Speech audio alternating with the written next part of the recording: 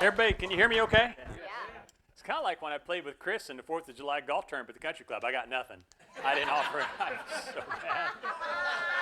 No, I brought nothing, not him.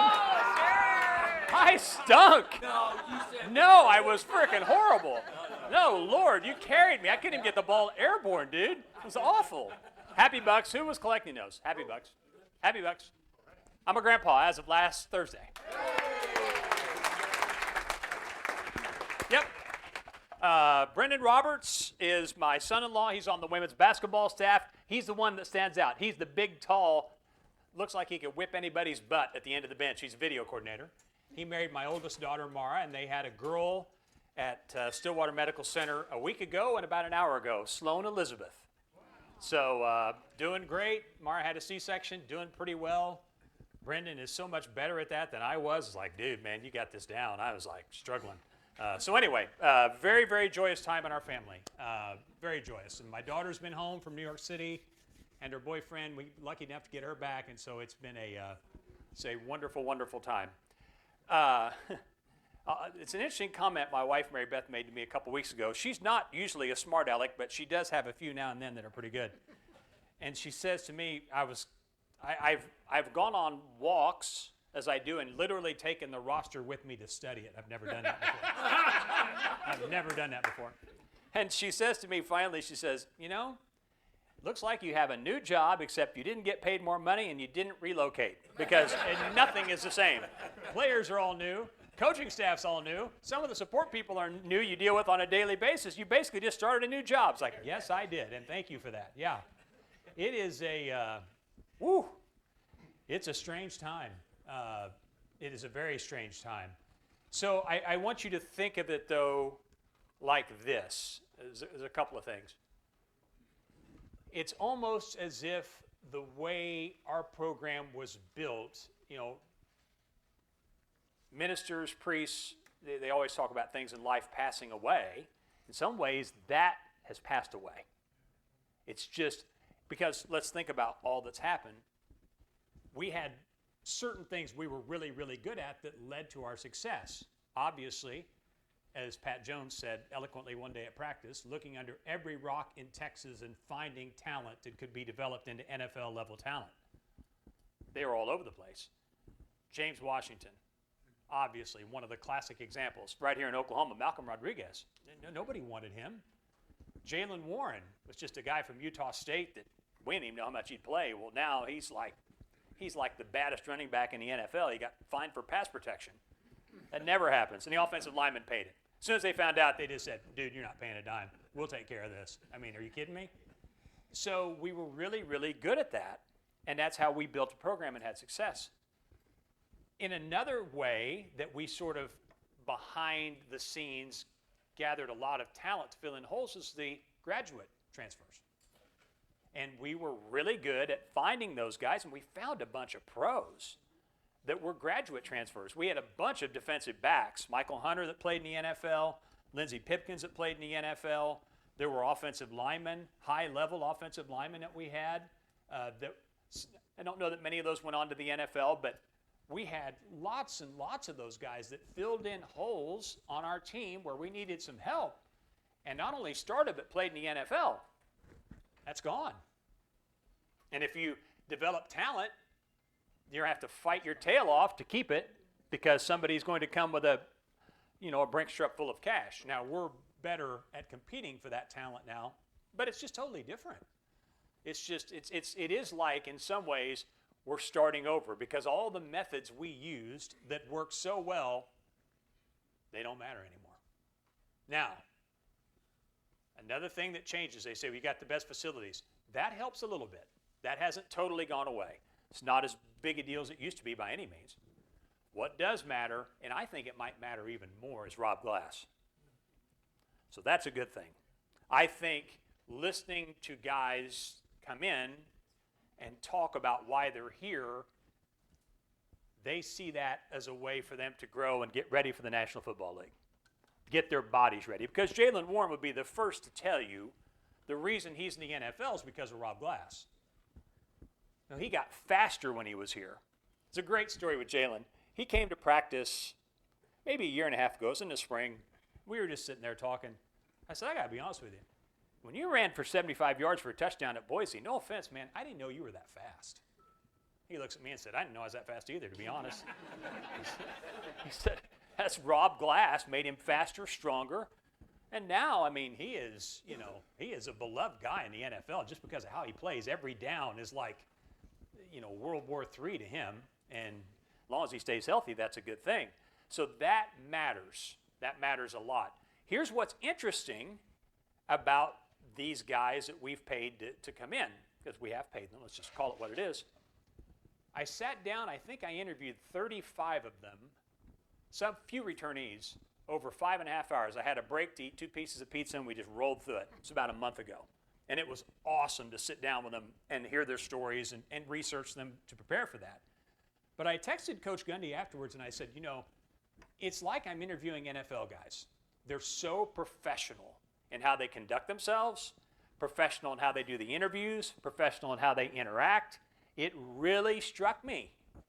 It's different than what it used to. That part of it is different and positive. These guys are here and they know they have a job to do. And they look at it that way, which is a positive. I don't sense in most of them this entitled, I've got my money so I don't give a crap. No. That's not how they look at it. Not the ones I met. So and I didn't expect that. I didn't know what to expect, but I did not expect that. It really stood out. Same was true with the basketball guys. I interviewed every newcomer. We have, I guess, 2 guys returning. Everybody else is new. Interviewed all those guys. Same thing. Really professional, really thoughtful. I was really impressed. I mean, seemed to be, you always have a few bad ones here and there, but pretty high character guys and lots of cool stories. I mean, it's interesting. I'd be careful. I know this is being taped, but otherwise I'd say something different. But no, I mean, in all seriousness, in the college game, the coach has always been the story. Everybody wants to hear what the coach has to say, right? And I told my students in class many times over the years, I said, I'd ask them a question, who runs college athletics? And they'd say, well, the NCAA and the athletic director says that. No, that's not true. The coaches run college athletics. They just do. They make the most money. They're the names and the faces associated with it. I said, so who runs the NFL and the NBA? Well, the commissioner. No, they don't. The players do. We are shifting more into that players mode. Now, what does that mean? I don't even want to, my brain starts blowing smoke when I start thinking about all the things that could mean over time. I mean, I don't want to get too far into this rat hole, but let's think about Coach Gundy not allowing freshmen to talk. What if a freshman comes in here and he wants an NIL deal? Well, what's going to happen then? I didn't bring this up. No. I mean, seriously, those things are all over the place. So how's that all going to work? But, and again, I don't want to get into that, but what, as we approach what we do, the one thing that has hit me is we've got to spend lots of time introducing you to these players because you don't know them. And to be honest, probably more important than hearing from Coach, you want the truth. I mean, because you know what, we kind of know his deal. We kind of know, and we're going to interview him. But you got to hear from these guys. You got to know their stories. You got to know their backgrounds, what's interesting about them. And there's tons of interesting stories. I tell the students just like, it's game's like a book. And at some point, you got to have the background and information because people need to know who these characters are. Why should I care? Who are the characters in this book? Well, right now, you don't know. It's like you showed up to first grade and somebody hands you go, dog, go. Who is the dog? I don't know who the dog is. What kind of dog is he? I don't know. He's just a dog. He's a brown dog. That's it. Yeah. He's not a chicken. So that's good. Yeah. Just stay away from the chicken. So you don't know. And the best text of the summer goes to a friend of mine who remained nameless. We had young man McCoy, Brian McCoy from Akron, that was named to the Butkus Award watch list. You may have seen that about a month ago, recognizing the nation's best linebacker. Phone buzzes. Again, I'm not going to say who it was. Hey, I see that one of our guys has been named to the Butkus Award watch list. I have no idea who in the hell that guy is, but I hope he has a good season. That was epic. I about drove the car in the ditch. It was like, oh my gosh, That completely sums up where we are right now. It's like, oh, Lord, that was beautiful. It's like, yep, that's where we are. So I wish I could sit here and tell you how good we're going to be. I have a better idea than I did before. But boy, when you've got 27 guys, is what Coach said today, that'll be playing for Oklahoma State for the first time Thursday night, a week from today, it's a little uncertain. Now, we're more talented defensively. No doubt about that. No doubt. And that's with Nick Martin starting for the San Francisco 49ers right now at linebacker. He's killing it. Doesn't surprise me. And they love little linebackers that can run, so he just fits perfectly. But we're pretty talented. We've got some guys defensively. Wendell Gregory is transferred from South Carolina. That's kind of a defensive end / linebacker, and I think they charged him rent to be in the backfield as he spent the entire camp in there. They should have charged him rent. He was really good, very dynamic. We're deeper than what we've been defensively. When you see our guys, they look the part. I mean, they really do look the part.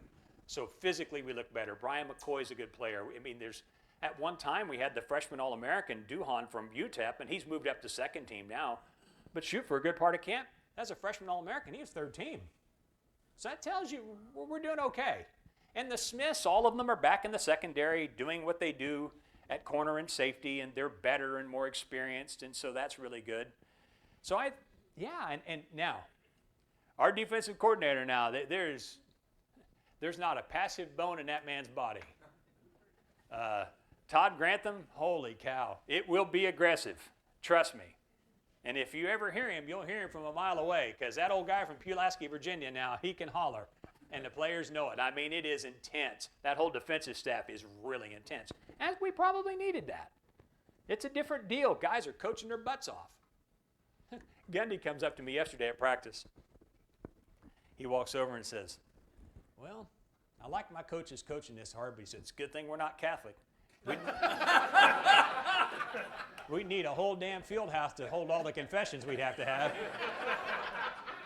It's like, Coach, that's why we have confession. Just go in there and, confess your weakness and all is well. So, that was a pretty good moment. But they're coaching their frickin' butts off, and I love that. That's a little different. Not that the other guys didn't. It was done differently. These guys are, they get after it. And the same is true offensively. Defensively, by nature, you have to be that way because you're the ones that don't know what's coming at you. That's a little bit stressful. The team you're going against knows exactly what they're going to do, and then you have to react to try to stop it.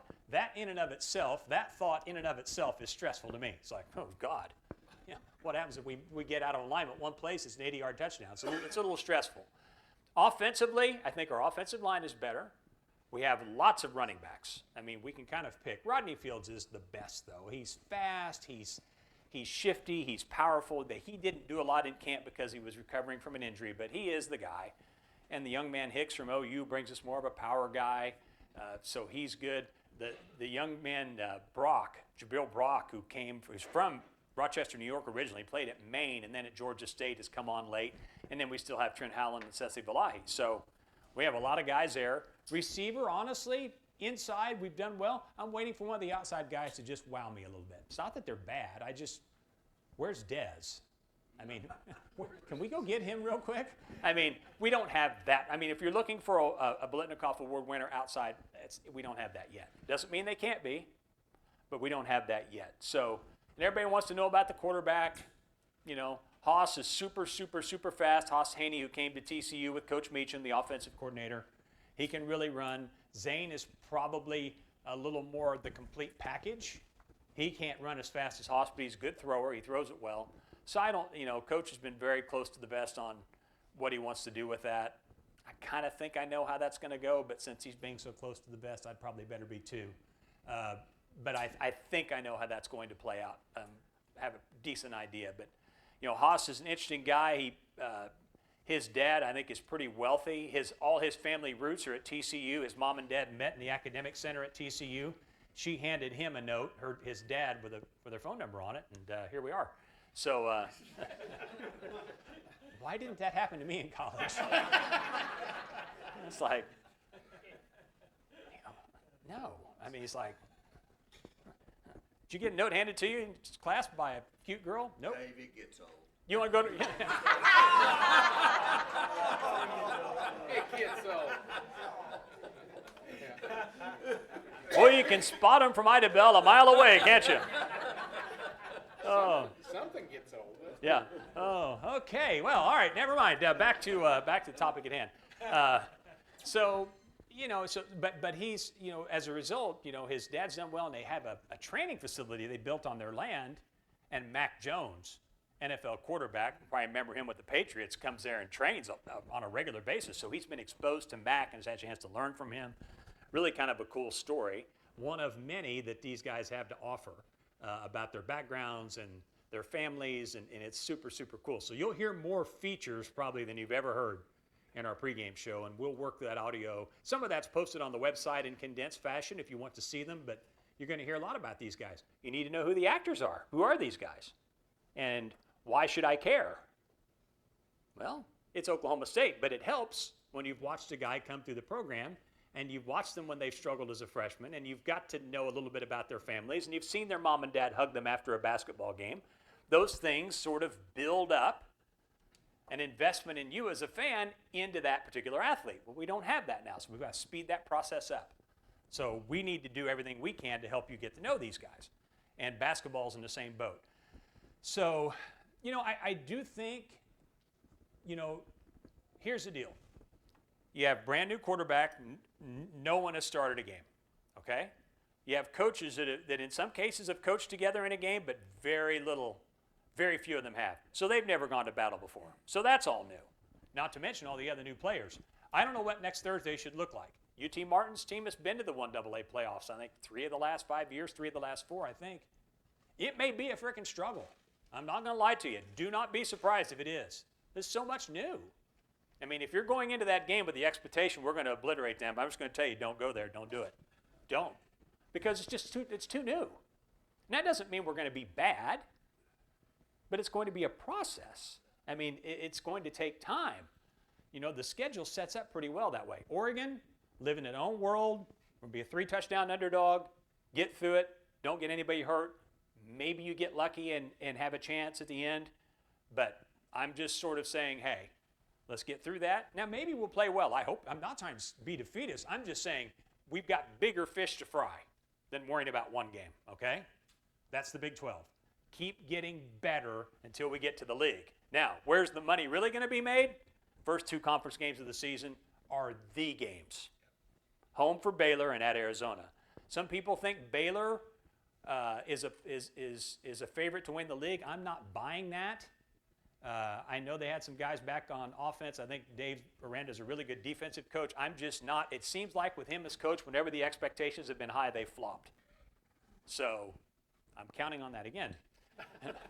Arizona is a team picked down near the bottom of the league, but they've got players, and that's a unique place to go. Last time we went out there, we got flipping ambushed, screwed by the officials and ambushed.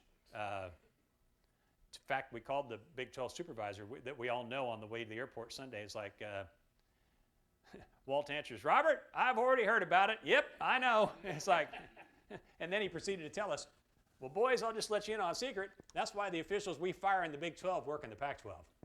We get rid of the guys that they hire. It's like, oh, I love you, Walt. Just call it as it is. That's why he's the head of officiating for the NFL now. Don't repeat that outside the room, but that's a good story. It's like, fired the Pac-12 guys. As the fired Big 12 guys end up in the Pac-12. So anyway, I think we had 16 penalties that night. So that wasn't much fun. So you don't know where that's going to go. But I think also, too, the reason I think it's important for everybody to sort of have good expectations, to me, when everything is new, especially when you have guys that haven't been here, you got to keep it as positive as you can. And you need good things to happen early. And you have to take the Oregon thing and just put it on an island and say, okay, if it works out great, it does. If not, what do we learn from this, and where do we go from here? Because my worry is, even though there seems to be really good character in this bunch of players, if it starts going south, what stops it? What stops it? So you got to stay positive. Yes, they're being paid, but it's culture. Coach talks about that. It's culture. So you need to win the games you're supposed to win early. A hiccup there could be really, really hard to overcome. And here's the thing with these players. When they have players here for a long time, they've watched them grow as players. They've watched them go through Rob Glass's strength and conditioning program. How do they handle that? They've watched them break up with a fiance. They've watched as their parents have been ill or in some cases passed away. They've watched them struggle away from being home. They clearly understand what their character is and how they handle adversity. Because they've watched them, and forget the football, they've watched them deal with life's adversity. So they really have an idea. They know. They don't know what these guys. They have no, how would they know? There's no way to know. So how's that going to work? I don't know. I like our guys. I think it'll be okay, but you feel a lot better when it's 2021 and we're trotting about 8 starters out there on defense that have started together for 4 years, and you got quarterbacks in the Big 12 that are high-level quarterbacks coming up to your All-American linebacker, Malcolm Rodriguez, after the game. It's like, I had no idea what the hell coverage you're in the whole day. I just threw it and hoped. Said, your guy Knowles is so good. I don't know what the hell you were doing. That's why I threw that pick 6. He said, I didn't know that guy was there. I had no idea he was there. That's why the Notre Dame coach is saying our third down packages were more extravagant than most NFL teams. We could do that because we had guys that played together for a long time. Can't do that now. So you got to figure out, in its simplistic form, how can we be complex enough to be successful while being simple enough for the guys to run it? So that's the challenge. And it's always the challenge, but with new players, it's especially the challenge because you got to get them taught. We've only had them here in, the case of about 35 of them since the beginning of the summer. So, lots new. But could we, if our quarterback play is good, we could surprise a lot of people. Now, inexperience at quarterback raises the blood pressure, by about 5 times. That's not an ideal place to be, but I don't think you need too much from them. If they're just solid, we could really surprise people. I think that's all you need. I don't think you need to be extravagant because I think defensively we could be pretty good. But you got to have decent quarterback play, and that's the guy who touches the ball every play. So he's got, if we can get that, then I think we have a chance. So, and who's good in the league? I mean, here's the other part about this is hard. You don't know how good anybody else is either. I mean, so in anything, right, you're trying to figure out a winner and a loser. So it's important to understand your competition, right? It's like, okay, well, are they going to be any good? And in years past, K-State's got like 16 starters back, and they got they got Skylar Thompson back at quarterback, who's in the NFL, whatever. And West Virginia's got 10 starters back on defense, and you just knew. Not because they just had starters back, but you knew the guys. It's like, okay, that dude's going to play in the NFL. That dude's going to play in the NFL. To me, it's all about how many pros you have. I mean, really, as the years have gone along, I've just become convinced, you know what? The more pros you have, the better you are. It's not that hard to figure out. In football, it's a game of physicality and speed. If you got pros, you're going to win. If you don't, you might win, but hard to win consistently without pros. Look at our teams. I mean, shoot, I wish I had the note. I had it researched for last year. I think, doggone it, what was it? I think, if I remember right, oh man, this is not going to be exactly right, but it's something like this. In our seasons where we've won 9 games or more, we've had at least 2 first-team All-Big 12 skill people on offense and a first-team, at least either that or we've had 1 first-team All-Big 12 guy on offense and a first-team All-American and a first-team All-Big 12 on defense. Like Emmanuel Ogbah. In 2015, we didn't have a lot of first-team All-Big 12 guys. We played a walk-on at tailback. We had Emmanuel Ogbah that nobody in the country could block. Makes a big difference. The next year you had James Washington, All-American. You had Justice Hill, Chuba Hubbard, All-American. You had Justin Blackman and Whedon, Blitnikoff winner. Whedon almost won the Heisman. You fast forward, Jalen Warren. If we wouldn't have got hurt, he'd have been an All-American. Then you had a potpourri of guys on defense that were All-Americans. Malcolm Rodriguez, Colby Harvell-Peel, guys that transferred out that play in the NFL now. So, yeah, you got to have some dudes. Do we have NFL guys? Yeah, I think especially some of our younger guys are not there yet, but very much could be some of the younger guys we found and brought in. So you better have some pros. And we found those guys in ditches and under rocks and in antique stores and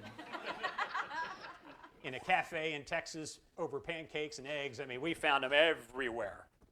And we'll still continue to do that. There might be a couple freshmen that slip in there and play. There's a couple that have, and I don't want to put them out there. I don't want to put pressure on them, but you'll know them. One in particular receiver that's like, dadgum, I don't know how they can keep him off the field. So that's kind of fun in this world to have someone that is achieving so well to put themselves in a position to play, because that's hard to do. Yes, Richard? Is that the Presley kid? How's he doing? He's doing fine, but the kid, I'll just tell you who it is. It's Lopez, the kid from Idabel. Oh. He's done really well. Bought him off. Good job, Chris. Did you do that, Chris? Didn't hurt. That's all right. Can we do some questions, Chris's University Dave? Spirit, live and in color. Are you ready for some questions? Sure, I'll do my best to we got answer. our mics fired up. Oh, can I speak to basketball real quick? What time is it? How are we doing on time? We got 7 minutes. I'll be brief on basketball. We can come back and do that. I can come back and do that another time, if you're willing. We're a lot more talented. We shoot it better. We look better. I think he's not having to manage some of the, what's the way to say this? Some of the mental things that he had to manage when he kind of threw that team together last minute. We're going to be tons better. Now, it's best, not the best league in the country, second best league in the country, but we will be much, much better. You and the guys I met, just about all of them I love. The kid from, we will have, of course, a kid from Israel and Iran on our team. Diplomacy. And we're going to have Henry Kissinger as an assistant coach. We're going to help out with these and negotiate a peace plan between the two. Yeah. But the kid from Iran, Parsifallah, is a super cool guy, and he looks like a freaking movie star. And he's married, so if you have daughters on campus, he's already been drafted in the first round. He's gone. But holy cow, he's 6'9". He looks like a movie star. He can really play. He has decided he wants to live here. He wants to make his home here. He's in, he met his wife while he was in Utah. She grew up on a farm. He absolutely loves it. He wants to have a ranch and have cattle, and I think he's going to buy a house. I think that's in the cards. They're in the process of doing it. He wants to be here. He loves it here. And he is an awesome young man. I say young, he's not that young, but he's just wonderful. And the thing is, and then I'll go for questions. You don't understand how hard it is for those international players to get here. Being from Iran, and there's no embassy. And this has been a couple years ago. This is before all the tensions really ratcheted up in the last few months. This has been 4 years ago. No embassy. So he has to go to, I think it was, I can't remember which country in Africa, so he could go to an embassy and get his educational green card to come to the United States. And they said, it'd just be a few days. So he went with a little bit of money and went over there with the idea that he'd be there a few days, staying in a hotel. 6 months later, he got out. He had no money, no family. He just survived eating bread, anything he could get his hands on, so he could play college basketball. 6 months. Every day he woke up thinking, this is the day I get to go. Nope, nope, nope, nope, nope. 6 months. You want to doubt that kids want to? It's probably one of the reasons he probably just loves it here. He's just so glad, We've all been through adversity, but for a 19, 20-year-old person to be on their own and do that and go through that on their own, that speaks volumes about him. He's awesome. Okay. Who are a couple guys on offense and defense that are new, that are kind of your picks, like you picked before the games? Offensively, let's see. I don't want to miss anybody. I don't know that he would start, but Caleb Hicks at running back has been really good. The OU kid, he big, strong, powerful, little different guy. I'm still waiting for that guy at receiver. We have a lot of tight ends and some new ones. Of course, Josh Ford is just wonderful. He's so good. But, I keep waiting. And then defensively, it's got to be Wendell Gregory, the kid from South Carolina. Oh, yeah. Yeah. Without a doubt. Yeah, for sure.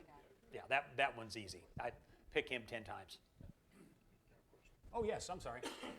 Pick him don't have 10 times. Somebody has something? Yes, sir. I'll ask one facetious one and one serious one. Okay. The question is, Yeah, the first one would be, what does the recent thing about next year's recruiting class? It looks like we're doing really well with linemen. Yeah. Have they prioritized that in their NIL spending and other spending? I don't remember us ever landing these kind of linemen. Well, I think it is it absolutely is a priority, and we were deficient there for a while, and I think that has to do a lot with Andrew Mitchell and Cooper Bassett, the line coach. And I'll be honest, I'll tell you who does a darn good job identifying guys is Robert Allen's son, Zach. He's their recruiting guy, and he is damn good at it. And I'm not just saying that because I watched the kid grow up. He is really good at it. There've been a couple times where I thought he was going to another power school to get an assistant coach's job. He is very highly thought of, and he's really, really, really good at it. So you've kind of got all the cards in the right place. For whatever reason, as much as I love Charlie Dickey, I don't to this day understand why that didn't work, but it didn't. It didn't. And I have theories, but nothing I can prove, but I never understood that. I would just like, why? After all the offensive linemen, NFL guy after NFL guy after NFL guy, diamonds in the rough, like my boss Kip Racy's nephew, Cody Whitehair, is still playing. 10 years in the league, I think now. Now he's with Las Vegas. You know, now that was a Wick thing. I don't think Wick thought Cody was good enough, and I guess Cody showed him. But yeah, I just never understood that. Very strange. My smart aleck question Yeah, was, go for it. Let's hear it. Will we actually throw a pass to one of those tight ends? Oh, you're dang right. And no, that's actually a very legitimate question. I think you'll see the ball go to them more than maybe you have in a long time. Well, that's not saying much. Well, you might understand what I mean here. You might understand what I mean here in a few weeks. Okay. I think it will. I think because they're your guys that are standing out, and it's not just Josh or Quentin Stewart who's really come on, a guy that's just kind of, off the grid from Salina, Kansas, and just played a little bit. You got Will Money that's come in. That's at a really good camp. Oscar Hammond's another guy. I mean, those guys have stood out. So I'd be surprised if they don't get more balls. We'll see what happens to the outside receivers, but we could end up looking a little more like the Kansas City Chiefs, where they haven't had the outside guys in recent years. Of course, Rashee Rice can't stay out of trouble, but that's okay. Whatever works, and the inside receivers have done well. So I think you'll see more of that. I'll be surprised if you don't, because that's what it looks like to me. Yes, Pat. So we're so blessed to have you as our play-by-play announcer. Thank you. So name us kind of your favorite memory location that you've called a football game and a basketball game. Okay, favorite location. And it could be however you want to. Yeah. Well, I mean, It could be the game, the location. The team. I'll do both. When you grow up, and even though I don't care about, as I really don't follow Missouri anymore, except for my college buddies and my text string keep me updated. And sometimes I get pissy about Missouri because they pissed me off when they left the league, so I can be a little snippy with them. But when you went to school someplace and you grew up following them, that first trip there was really special. I mean, my whole family was there. We ended up coming back and winning on a field goal. We were down 17-0 in 2004. We came storming back and won that game. That was pretty cool. I mean, it's just like you've gone full circle. And people say, was it a problem? It's like, no, not a problem. I mean, I don't know any of the coaches or players there. These coaches or players now are a part of my life. And their livelihoods depend on their success. And the people here have embraced our families and taken us in and helped us. I mean, this is my life now. That part of my life hasn't passed away, but it's kind of on life support. It's just kind of there. So, no, not at all. Guys that struggle with that, I don't understand that. Not to judge them. I don't get that. This is your life now. These are the people that are taking care of you and your family. These are the coaches that you have a relationship with, the student athletes you have a relationship with. Oh, the best message I ever got in my life, Byron Eaton hit a shot at Missouri several years ago, a circus shot to beat him. My college roommate calls. I knew at 6:45 I hadn't any sleep. I knew it was him. He was there and he was pissed. And he's Irish Catholic. You tell that fat bleepity bleep Byron Eaton that he's a lucky bleepity bleep. Sean Sutton is a piece of bleep and just. So I went to practice that day. I said, Byron, Sean, come over here. You got to hear this. So I play it for him, and Byron looks at me and says, dog, I want to meet that guy. I love that guy. He cares. Like, yeah. I said, Kylie, Eaton wants to meet you, and he's not going to beat the crap out of you. He's like, I don't care. He's still a lucky, bleepy, bleep, fat guy. It's like, oh, it was awesome. I would think that Where's that Sooner Magic now, baby? That, Be no, your that's best it. spot. Well, that would be number one, and then of course Tyreek Hill. I mean, you talk about favorite game. I mean, you can't top that. I mean, we were. Guacamole play. Well, there's been a few of those, but yeah, I mean, the Tyreek Hill thing, that was so unexpected. We had struggled so mightily, and that year had been so bad, and it was hard on Coach, really hard on Coach, harder than any year. You know, last year it was really, really hard on him, but he had some experience. You know, he was older, so you tend to keep things. You're frustrated, but mentally you probably manage it a little bit better. That 2014 thing about killed him. It was hard, and we had so many injuries. We didn't have a quarterback. I mean, you probably remember. And then Mason comes in and start him at Baylor because we had to, and we get a little jump start. We end up with an offensive line injury that actually helped us. It's kind of crazy, but it did. We got a guy in there that was a little hungrier, and the next thing you know, Tyreek's running that punt back. So that's fun. I laugh, and I don't really, well, I say I don't care. I mean, I've got an ego like anybody else. People will say, oh, the Kansas City Chiefs announcer gave Tyreek Hill his nickname, and I was like, no, he didn't. I figured that out in my yard cutting the grass the summer before. This guy needs a nickname. So what are we going to call him? We'll call him a cheetah. But we're not going to give it to him until he does something to earn it. So actually, we had 2 plays before that I used it. It's the only time I ever used it. Kick return versus Iowa State was the first time. Kick return at Kansas was the second time. And then in the fog. Yeah, that was fun. Yeah, please punt again, Bob. Can't believe he did that. I can't either. You know, Gundy's presser that week was brutal. You know. Oh, before the Bedlam game. Oh, Lord. He was in a bad place. Meltdown. Yeah. I'd It never was seen him awful. like that. And I've known him 30 years. It was And bad. Question. Yeah. The guys were getting on the portal. Yeah. Are they great? It sounds like they're grateful they're here. And they're not like going, I wish I'd have gone to Ohio State. I mean, why didn't I get to go to Ohio? I'm taking the South Carolina guy. Right. Obviously, the guy can play. Yeah. He's SEC. How's he end up here? Well, I think you've got to identify those guys, and you got to act quick, and then you got to figure out what everybody else is offering and see if you can beat it. And does it fit into your budget and into your plans to make sense to spend that money on him? Because maybe you need that money at another position. We invested heavily in defensive linemen because we needed them. Spent a lot of money on those Do you guys. think some kids came here for less money? Oh, probably some. Yeah, I'd say probably some. Sure, if they think they're going to get to play, and that's the Rob Glass piece of it. That, you know, we've had a way of taking guys like them and turning them into pros. I mean, again, we'll go back to the Jalen Warren thing. A guy that was just a guy that nobody knew about. That all of a sudden body transforms here, and now he's starting in the NFL. That's what they want some of that because they see themselves in the same way. I need a little boost to get me where I want to be. So that gets them here. So, yeah. Okay, everyone, a round of applause for Dave Hunziker. Thank you. Thank you so much.